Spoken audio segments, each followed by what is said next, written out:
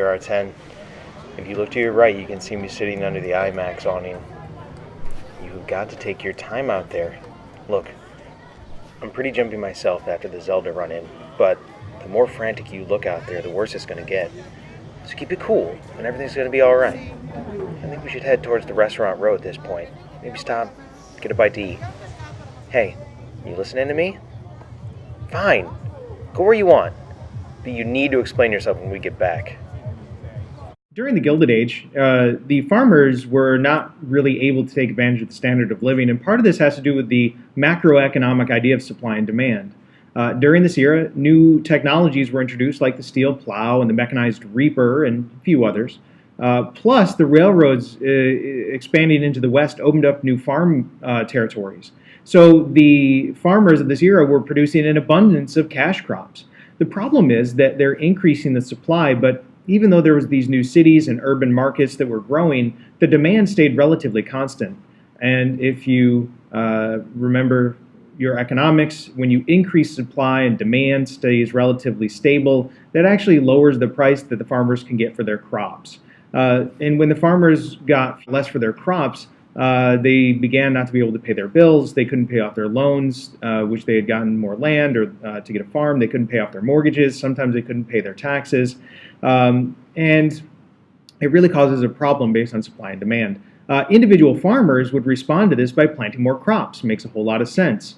By planting more crops, they assumed that they could sell more, they would be able to purchase more. The problem with that is when the majority of farmers start planting more crops, that increases the amount of crops available. They've increased supply again. Demand stays the same. This drives the prices down even further. This is going to lead to the first collective efforts, which are called the Grange. In the Gilded Age, when collectivization at the corporate level was so effective, it only makes sense that the farmers, which were facing problems when they tried to act individually, decided to work together. Farmers initially started to work together to ease the isolation of being in the rural areas, and they would get together in organizations, often calling themselves the Grange. And little Granges popped up all over the place, and soon they realized that they could organize economically and pool their resources together to purchase things at a lower discounted rate. And eventually they realized that they could also organize politically and act as one large voting bloc in order to get representatives elected that would be sympathetic to their farmers' plight. One of the things that the farmers attributed their difficulties to was the railroad monopolies. Oftentimes there's only one railroad running through a given area, and they could charge largely whatever they wanted, especially in the view of the farmers. The rates were much too high, both to transport the farm products and to store them until they could be sold in the open market. So the Grangers elected state representatives that would then go on and pass what are known as the Granger laws, laws that tried to regulate the railroads. And they were passed, and the railroads ended up suing, and it went all the way to the Supreme Court.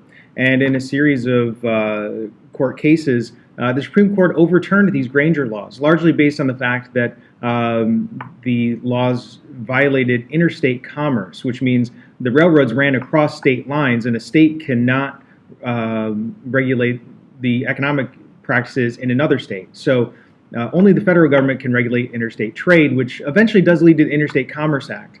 The railroads were not the only thing the farmers tried to take care of, and we will talk about those more as we start talking about the populist movement. Farmers equals populists. I'll let you in on a secret. I really don't care about you, but I bet my brother does. So one of two things will happen here. If you get the rest right, I might let you go, and you can tell my brother that I am coming after him. If you get one wrong, well, maybe I'll let my officers find you. That will teach him something. Oh, or maybe I'll use you as bait. Oh, I haven't decided yet. Anyways, better get on with the game. Round and round it goes, up and down in the middle rows. Horses and lions and animals abound. Get here quick or you'll be found. Congress did try to answer the plight of the farmers after the Supreme Court overturned the state-level Granger Acts, which tried to regulate the railroads. In a precedent-setting mood, this is the first time this happens, Congress did try to pass a law that would regulate the railroads. They tried to create the Interstate Commerce Act, which would lead to the creation of the Interstate Commerce Commission, which would have the power to regulate those rates, both for transportation and storage. However, there is a case that goes all the way before the Supreme Court about the Interstate Commerce Commission, known as the freight rate cases, right? The freight being what's on the train, and the rate is how much you can charge. In the freight rate cases, the Supreme Court largely limited the effectiveness of the Interstate Commerce Commission, taking away most of its power. We can see that the Supreme Court was still in the laissez-faire, government hands-off mindset, which really isn't going to change until Teddy Roosevelt in the early 1900s, and what's known as the progressive era really takes hold. Please remember that the populists equals the farmers. The populists, the majority of the population is agricultural still. That means that they're popular, they're farmers. It's going to get confusing when we start talking about the progressives in a little bit.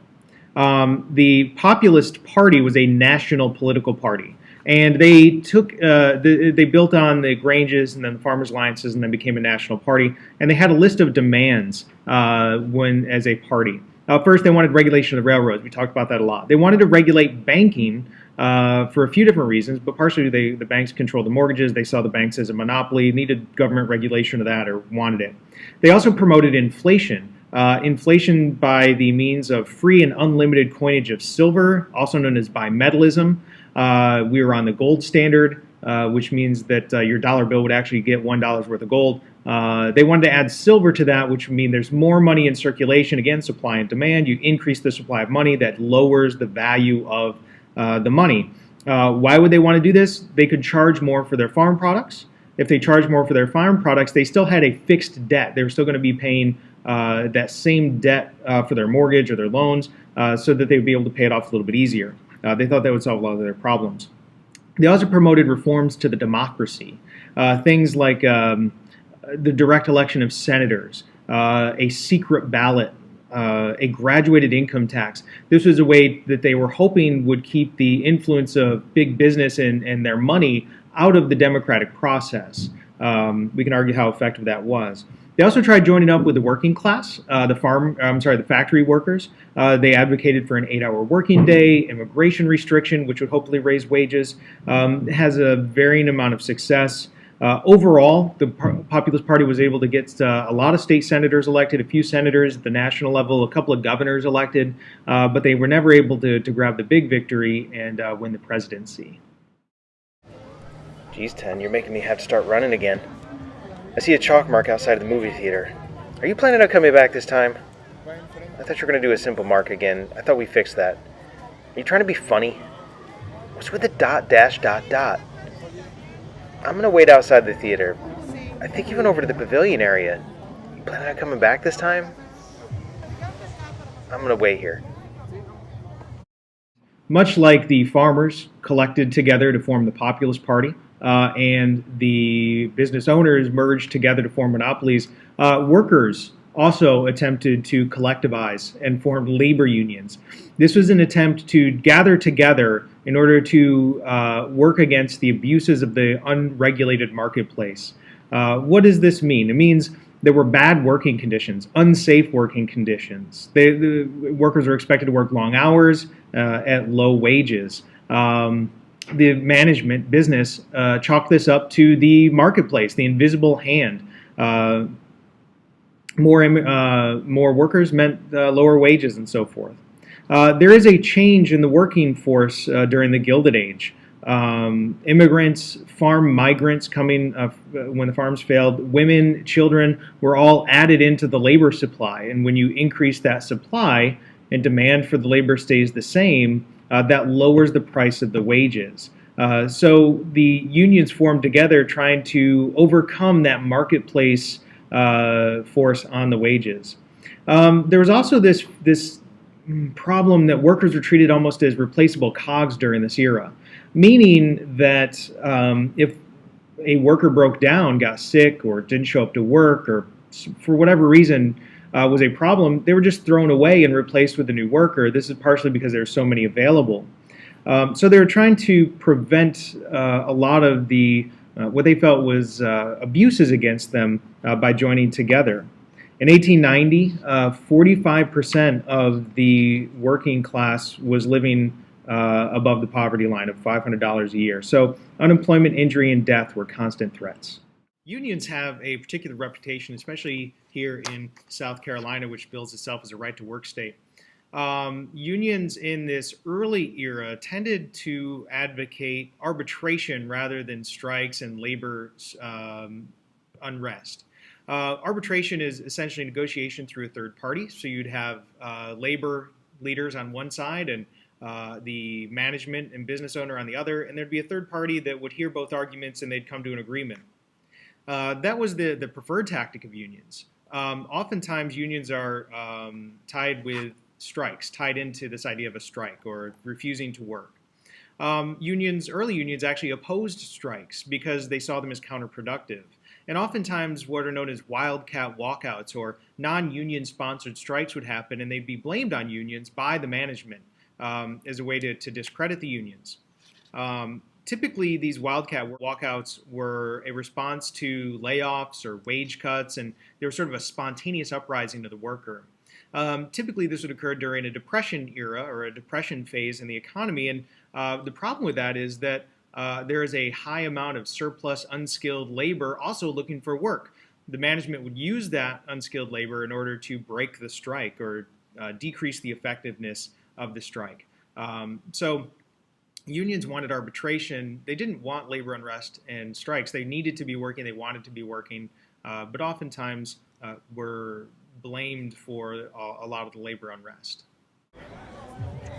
Hello again, collector. Stop looking around. You won't see me.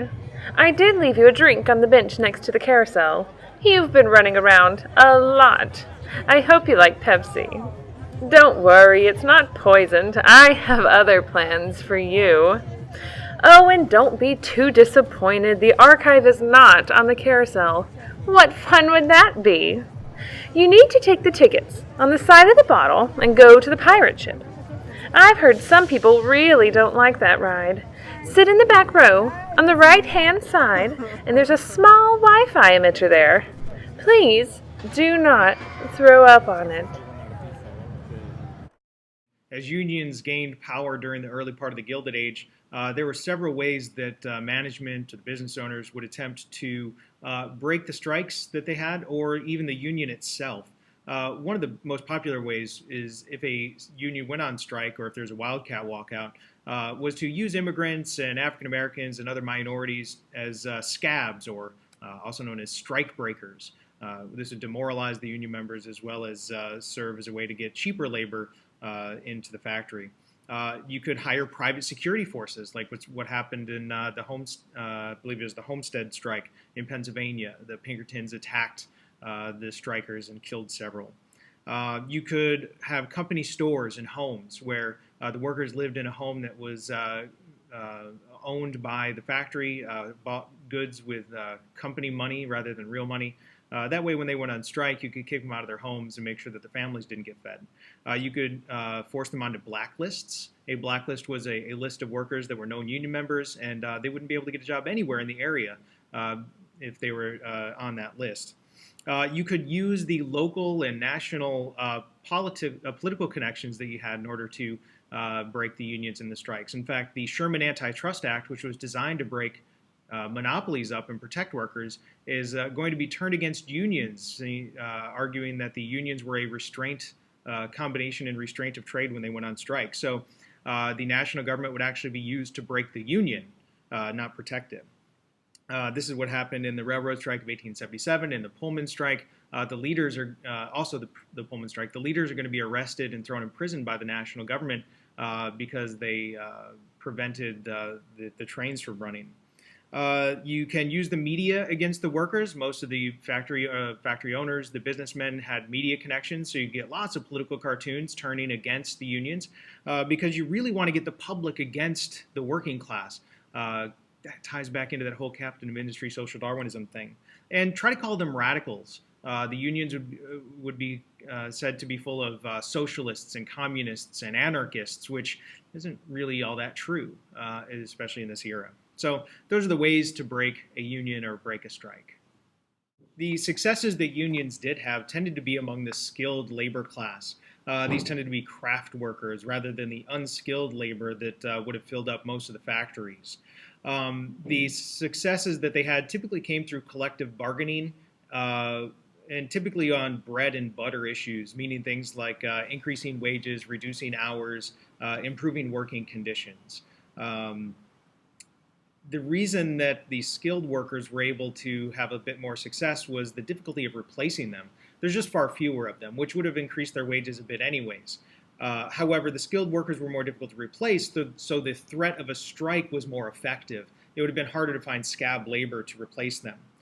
So over the period of the century, 1880s, 90s, into the 1900s, wages did increase, not much. Hours did go down, but still the hours were still much longer than the 8-hour advocated by unions. And still, the wages and the hours and the working conditions are nowhere near the modern expectations in a modern workplace. Part of the reason for this in 1900 was the low amount of membership. Only about 4% of the working population was part of a union, and there's a number of reasons for this, both intentional exclusion, fear of being labeled as a radical and such. So some union success, mostly in the skilled arena, and typically over wages, hours, and working conditions. Where have you gone, 10? I've been waiting here for 10 minutes. We're on a bit of a time crunch. Better not be buying a churro or something. Get back to this theater and get to work. Big business was very effective at breaking unions, and they were very effective at convincing the public that unions were something that they were not. Management drove a fear of unions by labeling them as radicals, and there are three large categories. First is anarchists. Anarchists don't believe any sort of government rule.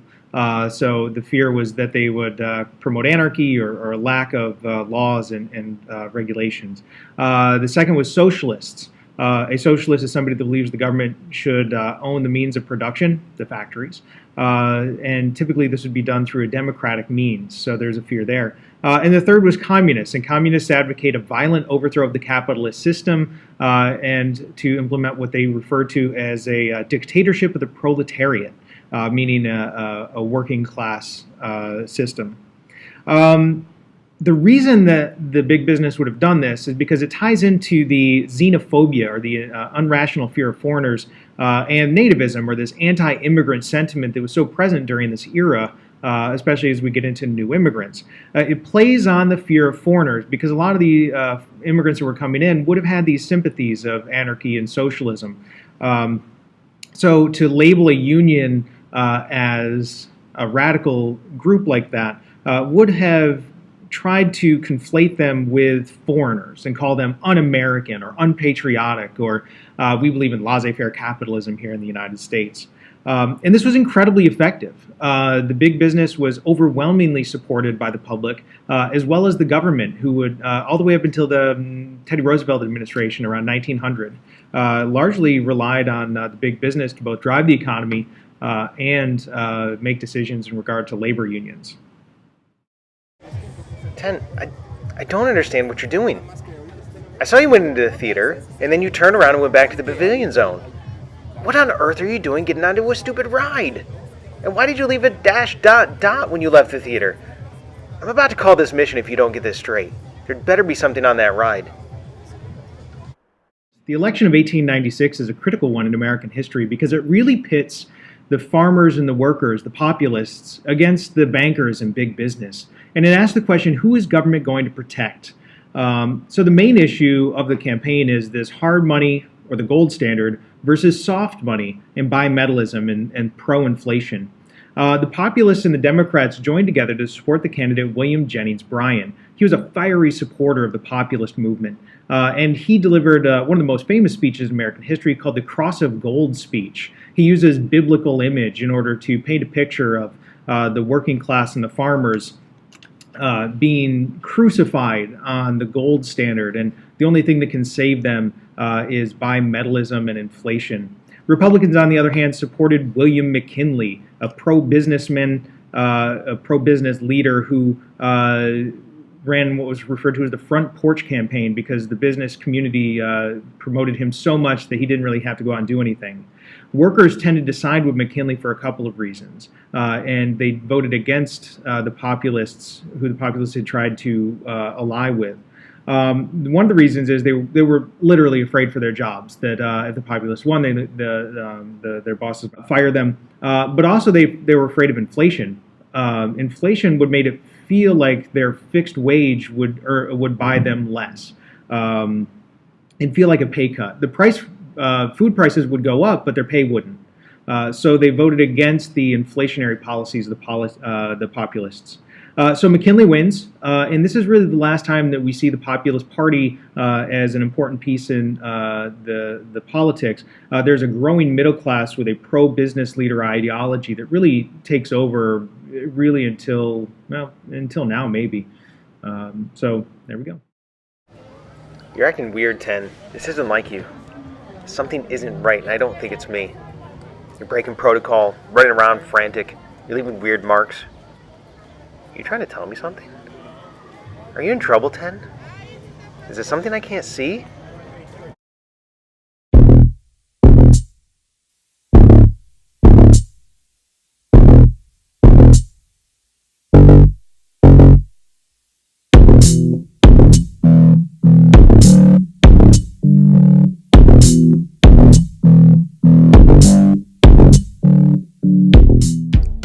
Coming up next on the History Underground. Collector, were you finished or did you just not want to get caught? Is she here, 10? Oh no, I lost track of you. I had to leave you to get the code. How do I get to you, 10? Just like the other cells, you see their heads hung low. They're the next executioner, and is walking on his death row. You walk slowly down the corridors, someone has prayed for your soul. And you can hear the silence behind you because you are reaching a fatal goal.